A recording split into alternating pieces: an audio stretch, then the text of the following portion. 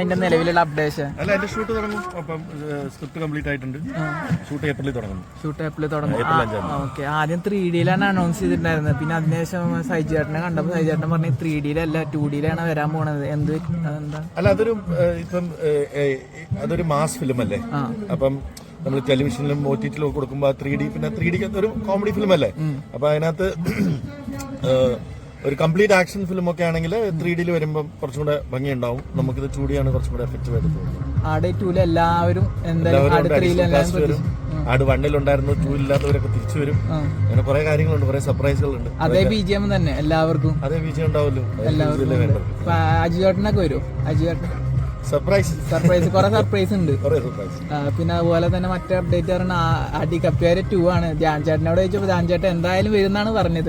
എന്തായാലും വരും. അത് കുറച്ച് 2-3 റിവിഷൻസ് സ്ക്രിപ്റ്റിൽ ഇരുന്നിരുന്നു, പക്ഷെ ഫുൾ ആയിട്ടില്ല. ഇപ്പൊ എല്ലാ ഫോക്കസും ആടിലേക്കാണ്. 2025 ഇതൊക്കെ സംഭവിക്കാൻ അണിയറല ഒരുങ്ങിക്കൊണ്ടിരിക്കുകയാണ്. അതെ, നേരത്തെ അതിന് പടക്കളം എന്ന് പറഞ്ഞൊരു പടം റിലീസ് ഉണ്ട്. പിന്നെ അടുത്ത പ്രൊഡക്ഷൻ വേറെ ഏതെങ്കിലും? പടക്കളം ഇപ്പൊ ഷൂട്ട് കഴിഞ്ഞു, അതോടനെ റിലീസ് ഉണ്ടാവും.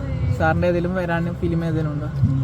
അഭിനയിച്ചതുണ്ട് 2-3 അത് മേരി എന്ന് പറഞ്ഞൊരു ഫിലിം. പിന്നെ അതേപോലെ തന്നെ നമ്മളെല്ലാം മലയാളികളുടെ താരരാജാവും ലാലേട്ടന്റെ 25-ാം തീയതി ആദ്യ സംവാദം ഇറങ്ങാണ് ബറോസ്. എന്താണ് അതിനെ കുറിച്ച് പറയാനുള്ളത്? നമ്മളെല്ലാരും മലയാളികളെല്ലാം എക്സ്പെക്ട് ചെയ്തിരിക്കുന്ന ഒരു സിനിമയല്ലേ അത്. നമ്മുടെ ലാലേട്ടൻ ഡയറക്ട് ചെയ്ത സിനിമയല്ലേ. നല്ലൊരു വിജയമാവട്ടെ, ഭയങ്കര ഒരു വിജയമാവട്ടെ. ലാലേട്ടന്റെ എല്ലാ സിനിമകളും അഭിനയിക്കുന്ന സിനിമ പോലെ തന്നെ ഡയറക്ടോറിയൽ വെഞ്ചറും നല്ലൊരു വിജയമാവട്ടെ.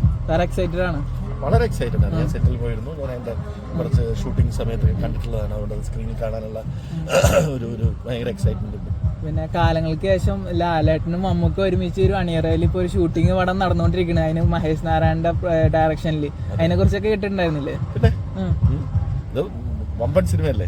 സിനിമയാണ്. ഇതുവരെ മലയാളത്തിൽ കാണാത്ത രീതിയിലാണ് ഒരുങ്ങിക്കൊണ്ടിരിക്കുന്നത് പറഞ്ഞതുള്ളത്. ഡെഫിനറ്റ്ലി നമ്മളെല്ലാരും രണ്ടുപേരും ഒരുമിച്ച് ഇത്രയും വർഷങ്ങൾക്ക് ശേഷം വരിക എന്ന് പറയുമ്പോൾ തന്നെ അത് മലയാളത്തിലെ ഏറ്റവും വലിയ സിനിമയായിട്ട് മാറിയില്ലേ. ചേട്ടാ, ഒരു ഒപ്പീനിയൻ പറയാമോ? നമ്മുടെ അല്ലു അർജുനെ ഇപ്പൊ അറസ്റ്റ് ചെയ്തിട്ടുണ്ടായിരുന്നല്ലോ. പുള്ളിയുടെ ഭാഗത്താണ് ശരിയെന്ന് പറയുന്നുണ്ട്. ഇല്ല, പുള്ളി അത് ഗവൺമെന്റ് പറഞ്ഞിട്ട് പോലീസ് പറഞ്ഞിട്ടും അത് ഓവർകം ചെയ്ത് നമുക്ക് ഇവിടെ അറിയില്ലല്ലോ. നമ്മളെല്ലാം മീഡിയയിൽ വരുന്ന ന്യൂസുകൾ മാത്രമല്ല, അതിൽ എന്തൊക്കെ സത്യമുണ്ടെന്നുള്ളത് നമുക്കറിയില്ല. അത് അങ്ങനെ പോകുമ്പോൾ പ്രയർ പെർമിഷൻ എടുക്കേണ്ടതാണോ? അതോ നമ്മളൊക്കെ തിയേറ്റർ വിസിറ്റ് ചെയ്യാറുണ്ട്. നമ്മളത് പ്രയർ പെർമിഷൻ എടുത്തിട്ടല്ല. Surprise is always a surprise അല്ലേ. പിന്നെ അത് അവിടുത്തെ റൂൾസ് റെഗുലേഷൻസ് എന്താണെന്നുള്ളത് നമുക്കറിയില്ല. മീഡിയ വരുന്ന ന്യൂസ് മാത്രമേ അറിയുള്ളൂ. അത് നിയമത്തിന്റെ വഴി. Thank you. ഞാൻ ഇപ്പോൾ ഇറങ്ങാം.